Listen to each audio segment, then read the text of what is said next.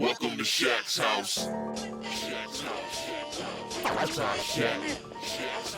You're now in Shaq's house. That's our Shaq. Welcome to Shaq's house. That's our Shaq. What's up, Shaq Housers? How y'all doing? It's your boy Shaq House here. This is a surprise I was telling you about in the She-Hulk episode 4 recap that I did. Yeah, I'm back on my X-Men shtick again. We got the dumbest mutant powers Marvel's ever produced. Part 6. I told you I'd be back up on this. Got all new, all different mutant powers so y'all can laugh at. So sit back, enjoy the ride. Enjoy. Prism. Prism's mutant powers lie in the nature of his physical form. His body is entirely comprised of a fragile, refractive crystalline substance, largely transparent to the naked eye. He can use his multifaceted crystalline body to absorb ambient photon particles he comes into contact with, refracting it as light energy so blindingly intense that it can incapacitate onlookers. Prism can also process both passive and active energy signatures, but only in the electromagnetic spectrum. Prism can't redirect kinetic or psychokinetic assaults, however, leaving him highly vulnerable to those kind of attacks.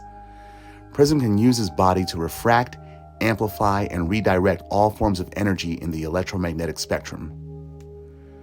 Okay, Prism's body is made entirely out of a highly refractive crystal, but it's just as brittle as glass.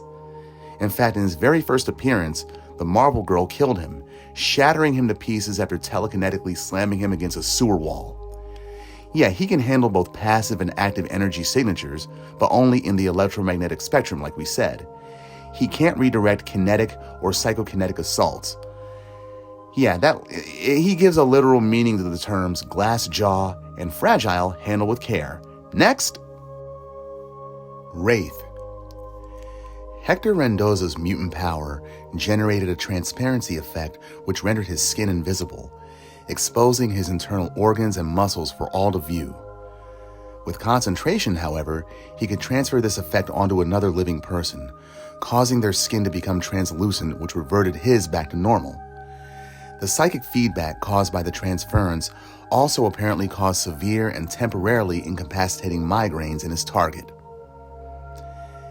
Yeah, Hector Mendoza, he's a Latino kid from Boston, and his power makes him literally see-through. But he can temporarily transfer this translucent appearance to someone else and give them a pounding headache in the process. But he's a plot device to show that not all mutants have glamorous powers. Wraith. Why'd they give him a code name that at least 3 other Marvel characters before him have had? I mean, Jesus, translucent, that would have worked. Oh, wait. Anyway, Susan Storm, the Invisible Woman, she reigns supreme as Marvel's premier invisibly powered character. So send his ass over to her for some tutelage. Yeah, he can learn from her. And sadly, you know what the worst part about his power is? He can never go on a date. Why? Because girls can see right through him in a literal sense. Next, Jetstream. Jetstream was born with the mutant ability to bodily generate thermochemical energy and then release it through his skin. The energy is accompanied by smoke, flame, and condensation, and he could release this energy downward as a propulsive effect that enabled him to fly at subsonic speeds while maintaining a high degree of maneuverability. However, he was not immune to the harmful effects of his power, like most mutants, and he would set himself on fire every time he flew. To compensate, he underwent extensive cybernetic surgery, including virtually replacing his entire lower body with bionic components. He then focused his flight power through a retractable bionic rocket pack that retracted into his back and had an array of navigational components and software in his brain that increased his maneuverability in the air. And this enabled him to negotiate building hallways at top speed, dodge projectiles, weave through elaborate obstacle courses, etc. Talk about getting burned and then getting rebuilt as a cyborg. Yeah, the character of Jetstream was created to serve as a counterpart to the then new mutant and future X-Man known as Cannonball. I mean, they both had the exact same power, only Cannonball's a corn-pwned farm boy whose power came with way more benefits. For example, Cannonball's power generated a blast field that made him virtually invulnerable by flying. and while Jetstream's bionics gave him greater maneuverability. However, since Trevor Fitzroy massacred the Hellions, of course, Cannonball, he developed a larger array of other uses for his power, from force fields to energy blasts, things that Jetstream never did. Additionally, Jetstream is a Moor.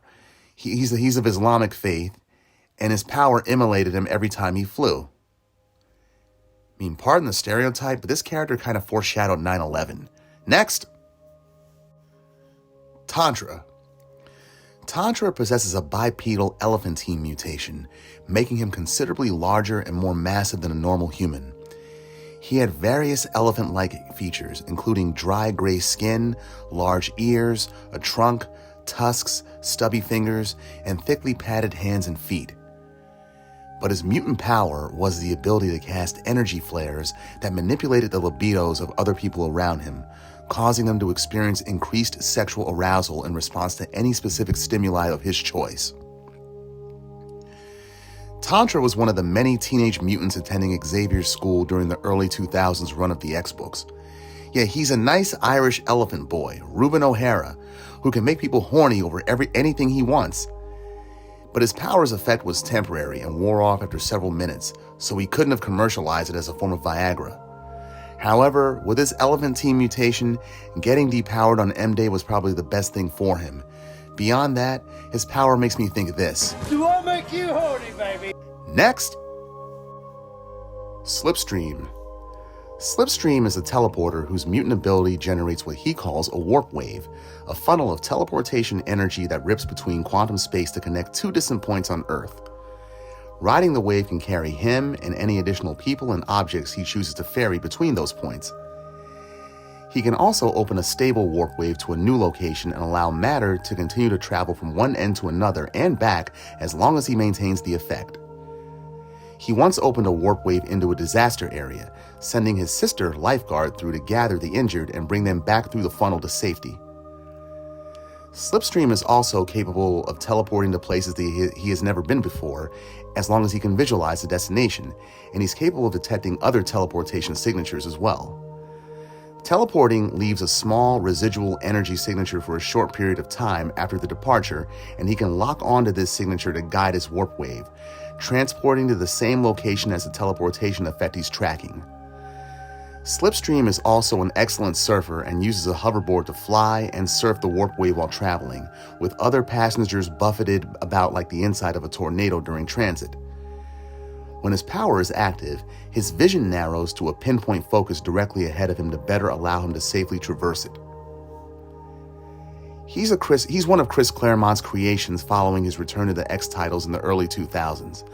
I mean, this guy, he wanted to be a mutant and an X-Man so badly that he got a power and code name to align with his surfer dude motif. I mean, he was in comic book limbo for over a decade before they repowered him and brought him on Krakoa.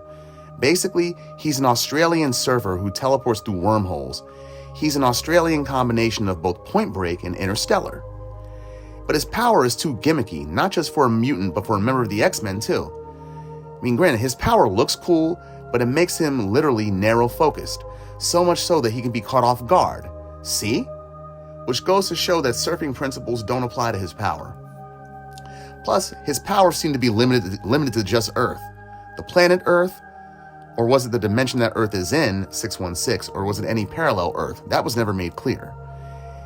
If he didn't need that dumbass surfboard to focus his power, then he wouldn't be on this list. Yeah, the Silver Surfer called and said, "Hey, Australia has enough of you mutant teleporters without y'all biting my flow. Give it back." Okay, that's all I got this week, folks. Tune in next week for part 7 and for my recap of part 6 of the She-Hulk TV series. Tune in next week, Shackhousers. See you then. Have a good week. Later. Mansion, apartment. Shack house. Yes! Yeah.